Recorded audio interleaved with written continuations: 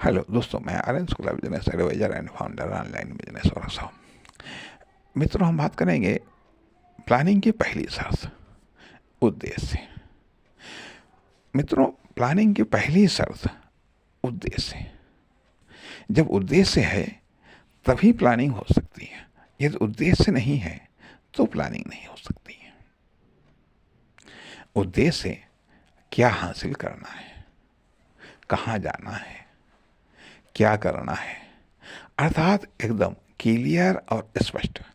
जितना उद्देश्य क्लियर और स्पष्ट होगा, निश्चित तौर पर प्लानिंग उतनी ही कारगर बन पाएगी, उतनी ही कारगर बन पाएगी। अर्थात उद्देश्य जितना सत्य, स्पष्ट, यथार्थवादी होगा, निश्चित तौर पर उसके लिए प्लानिंग उतनी ही सार्थक, स्ट्रांग, मजबूत बन पाएगी। इसलिए प्लानिंग की पहली शर्त है उद्देश्य।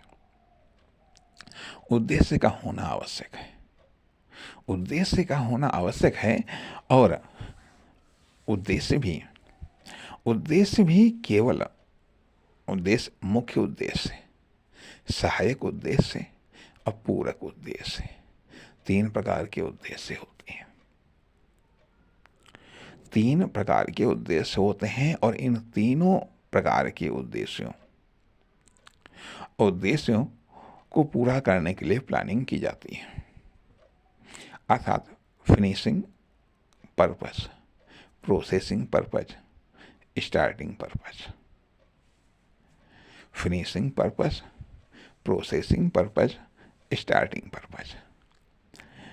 अर्थात पूर्णता वाला उद्देश्य, डेवलपमेंट कंप्लीट करने वाला उद्देश्य और स्टार्टिंग उद्देश्य।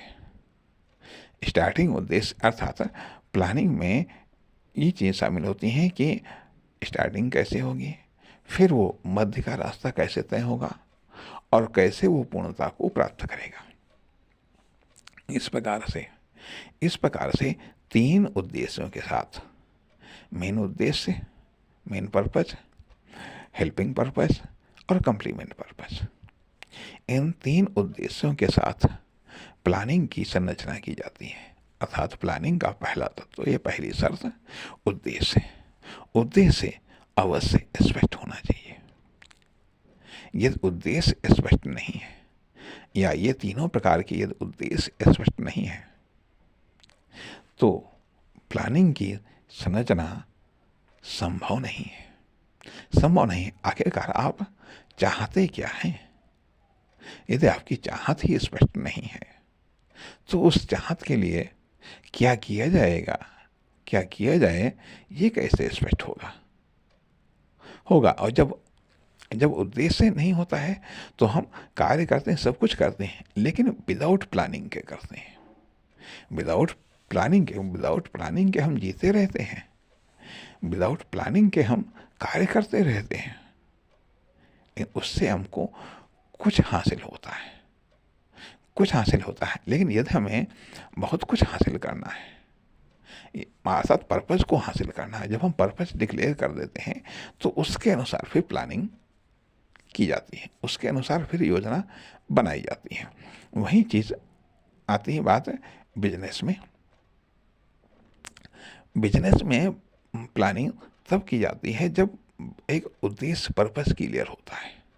जब हम अब पर्पस एक तो होते हैं स्पष्ट पर्पस, क्लियर पर्पस, दूसरी चीज़ संभावित पर्पस, तीसरी चीज़ होती है सस्पेक्टेड पर्पस। अर्थात एक तो वो जो कि क्लियर है पर्पस।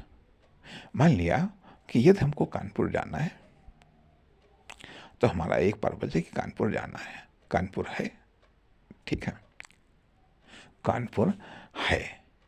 और तो ये एकदम इस प्रकार के पर्पस एकदम क्लियर है, या हमें मार्केट से फला चीज़ खरीदनी है, एकदम क्लियर पर्पस है ये, ठीक है, क्लियर पर्पस है, इसके लिए हम प्लानिंग कर सकते हैं, ठीक है, कब जाना है, कैसे जाना है और वो जो सामान खरीदना है उसके लिए क्या करना है, ठीक है, एक क्लियर पर्पस। दूसरी चीज़ आती है कि जब एक संभावित पर्पस, संभावित पर्पज कि हमें फला कंपटीशन को पास करना है, या हमें मान लें कोई जॉब है, ठीक है, उस जॉब को हमें हासिल करना है, उसके लिए प्लान किया जाता है। ये संभावित है अर्थात प्रयत्न करने पर भी वो मिल जाए जरूरी नहीं है, लेकिन उसके लिए हमें प्लानिंग करनी है। यह एक संभावित है, ठीक है। और तो यह संभावित पर्पज आ जाता है। सस्पेक्टेड, संदेहास्पद पर्पज, किसी चीज़ की हम खोज कर रहे हैं कि हाँ, यह चीज़ हमें इससे प्राप्त होने की संभावनाएं हैं, उसके लिए हमको प्लानिंग करना है। डाउट हुआ जा करके कि हाँ, ये उस डाउट को क्लियर करना है, तो ये संदेहास्पद है। अर्थात इसके लिए प्लानिंग, संदेहास्पद पर्पज है, उसके लिए प्लानिंग की जाती है। अर्थात तीनों प्रकार की चीज़ों में एक्शन मुख्य होता है। एक्शन की प्लानिंग की जाती है। प्लानिंग अर्थात निश्चित या अनिश्चित या संभावित या विभिन्न प्रकार के उद्देश्यों के लिए एक्शन की प्लानिंग की जाती है, ठीक है। एक्शन की प्लानिंग की जाती है। ध्यान दीजिएगा कि विभिन्न प्रकार के उद्देश्यों की प्राप्ति हेतु एक्शन की प्लानिंग की जाती है। यह प्लानिंग में अर्थात प्लानिंग का प्रमुख तत्व उद्देश्य है। अब दूसरा तत्व एक्शन, तीसरा तत्व कर्ता और साधन। वह एक्शन करेगा कौन, कैसे करेगा?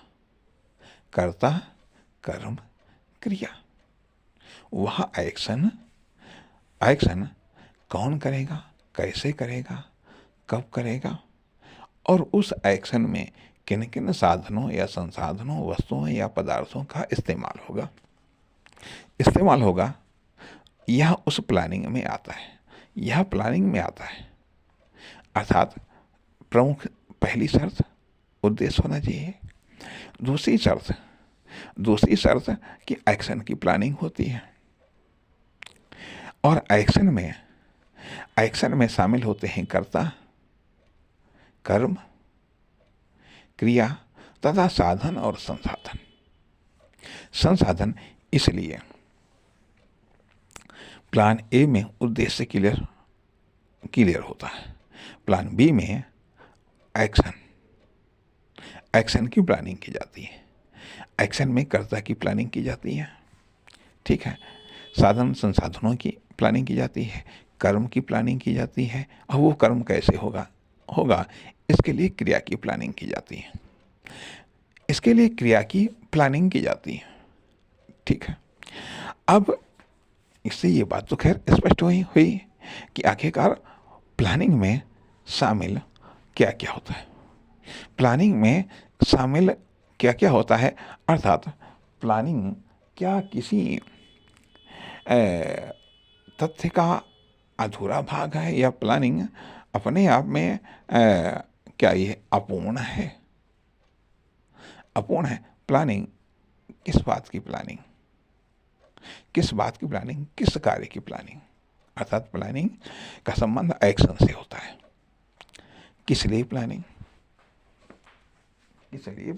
किस बात की प्लानिंग, आदि।